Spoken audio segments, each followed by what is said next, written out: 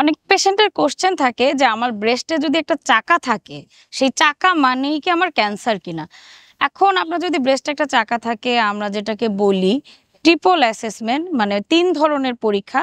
একটা হচ্ছে আপনার ডক্টর এটাকে দেখবে, দেখে নিজের হাতে পরীক্ষা করবে, তার কাছে যদি সন্দেহজনক টিউমার মনে হয় তখন আমরা এটাকে বলতে পারি হয়তো একটা সন্দেহজনক টিউমার। এবং মনে রাখবেন যে অবশ্যই একজন ডক্টর যদি মনে করে এটা একটা খারাপ টিউমার, অবশ্যই এটা একটা মানে তাদের ক্লিনিক্যাল এক্সপিরিয়েন্স দিয়ে হোক বা ক্লিনিক্যাল পরীক্ষা নিরীক্ষা দিয়ে হোক বা যে কোনো কারণে হোক, সেই জিনিসটাই সবচেয়ে বেশি গ্রহণযোগ্য।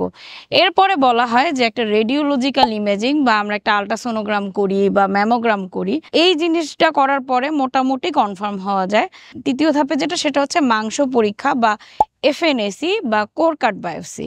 আমরা যখন একটা বায়োপসি পরীক্ষার মাধ্যমে টিউমার থেকে রস বা মাংস নেই, তারপরে আমরা বুঝতে পারি যে হ্যাঁ এটা একটা আসলে ব্রেস্ট ক্যান্সার হয়েছে, তখন হচ্ছে তাকে চিকিৎসা করবে। তো অনেকের কোশ্চেন থাকে যে আমি কি পুরো ব্রেস্ট কেটে ফেলতে হবে নাকি অর্ধেক ব্রেস্ট কেটে ফেলতে হবে। এটা আসলে সেই ট্রিপল অ্যাসেসমেন্ট বা তিনটা পরীক্ষা, যেটা হচ্ছে যে আমার সার্জন বা ব্রেস্ট সার্জন যে নিজের হাতে পরীক্ষা করবে, সেটি একটি।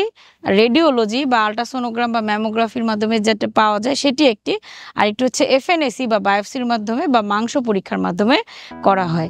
এই জিনিসটা বোঝার আগে আসলে আপনার চিকিৎসা কি হবে, আপনার আগে কেমোথেরাপি নিতে হবে নাকি আগে সার্জারি করতে হবে, এই 3টা পরীক্ষা না করে আসলে কোনো দিনও এটা আসলে ঠিকভাবে বলা যায় না।